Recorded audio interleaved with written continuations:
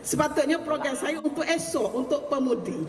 Tetapi disebabkan ada masalah teknikal, saya dibenarkan, mereka meminta saya untuk berada di sini.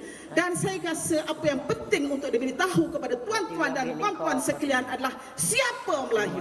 Asal Melayu dari mana?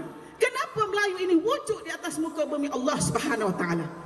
Berdasarkan kepada pengajian saya, di mana saya telah melakukan satu genealogi selama 15 tahun, tuan-tuan dan puan-puan, yang berukuran 8 kali 5 kaki, saya mendapati bahawasanya perkataan Melayu itu telah wujud ketika zaman Nabi Ibrahim alaihissalam.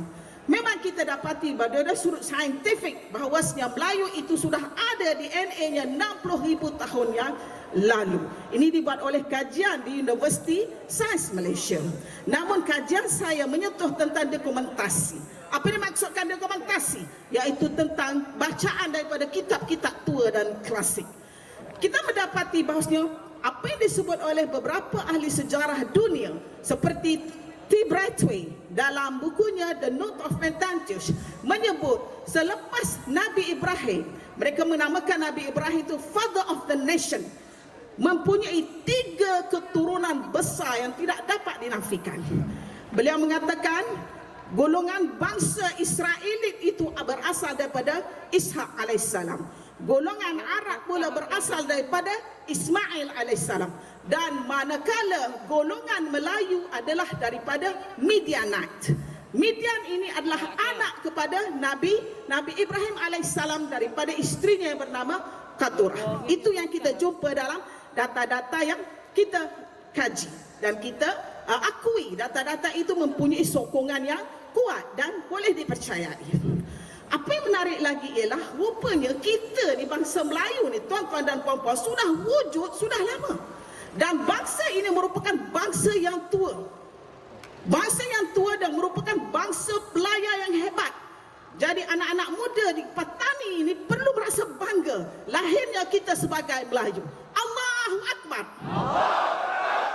Jadi justru saya merasakan perlu diberitahu maklumat-maklumat ini kepada bangsa saya, bangsa kita, bangsa Melayu yang bertauhid ini, iaitu mempunyai pegangan agama tauhid sejak azali lagi, beragama Hanif.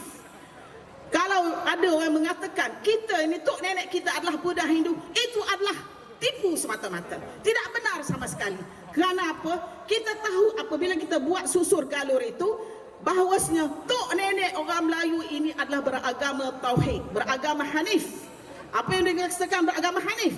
Beragama Hanif ini ialah percaya kepada Tuhan yang satu. Tetapi orientalis telah memutarkan masalah istilah agama Hanif ini. Mereka mengatakan agama Hanif itu adalah animisme. Sebenarnya animisme itu adalah mereka mengatakan menyembah gunung, menyembah pokok, ya. Tapi sebenarnya orang menyembah itu adalah tok nenek orang Melayu itu bukan maksudnya untuk menyembah pokok. Mereka sebenarnya menyembah pencipta kepada pokok itu. Dan ini dikenali sebagai agama Hanif, monoteistik, agama tauhid. Adapun agama yang Buddha ataupun Hindu yang datang sesudah itu adalah sudah lewat. Ini disebut dalam beberapa catatan, antaranya Empayar Angkor. Untuk pengetahuan tuan-tuan dan puan-puan, bulan 6 hari itu saya ke Maghribi dan saya telah pergi ke Museum Ibn Battuta.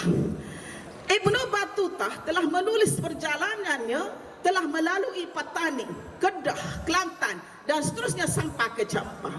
Apa yang Ibn Battuta tulis di atas buku, di dalam bukunya tentang perjalanan, dia mengatakan ini adalah Empayar Angkor.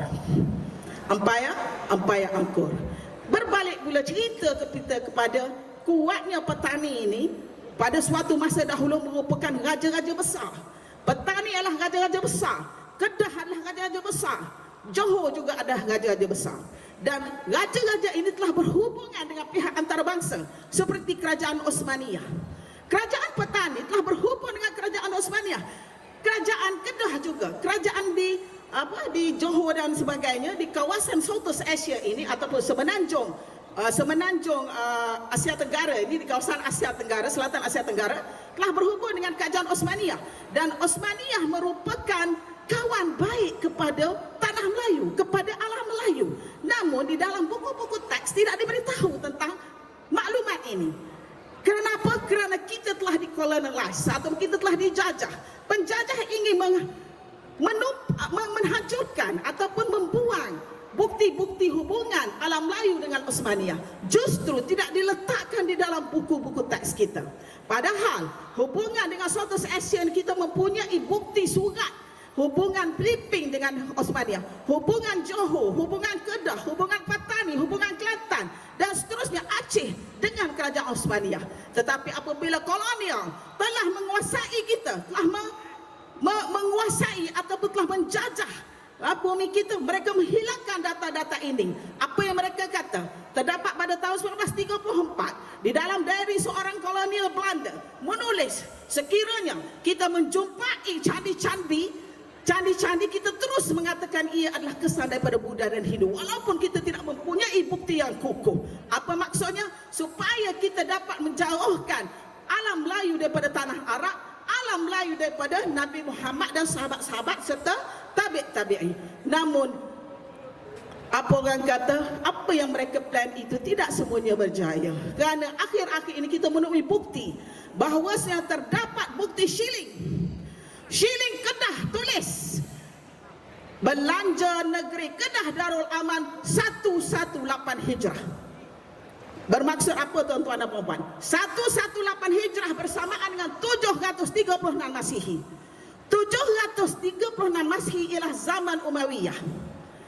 Zaman Umayyah sesudah dua khalifah, sesudah kerajaan Umar Abdul Aziz, Khalifah Umar Abdul Aziz. Dan dalam bacaan kita sebagai ahli pengkaji, kita dapati pihak Sriwijaya telah berhubungan dengan kerajaan Khalifah Umar Abdul Aziz di zaman kerajaan Umayyah.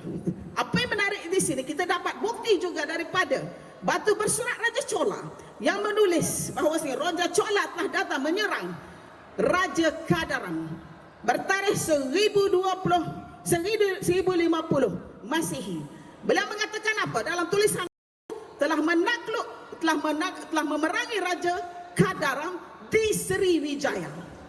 Apa maksudnya tuan-tuan? Bermaksud Kadaram itu Kedah. Bermaksud Kedah itu adalah Sriwijaya. Maksudnya Kedah itulah Asimah ataupun ibu negara Sriwijaya. Yang sebelum ini kita tertanya-tanya, di mana Sriwijaya? Di mana bumi yang sebenarnya? Di mana ibu negara Sriwijaya? Rupanya ianya di Kedah. Tuan-tuan dan puan-puan, apabila kita sebut Kedah, tidak bermakna tidak mengaitkan dengan petani. Sebab waktu itu tidak ada sempadan. Kedah, Kelantan, Terengganu, semua kawasan Perak, petani, ialah kita tidak ada sempadan. Maka kita adalah satu hati, kita satu negeri, kita adalah jerai.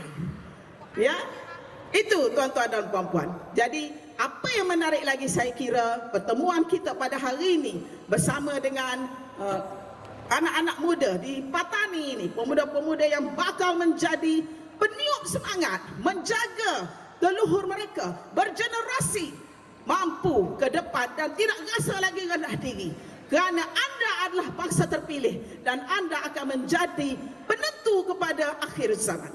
Aqulu qawli hadza astaghfirullah li wa lakum wa billahi taufiq wa hidayah. Wassalamualaikum warahmatullahi wabarakatuh. Allahu akbar. Allahu akbar. Allahu akbar.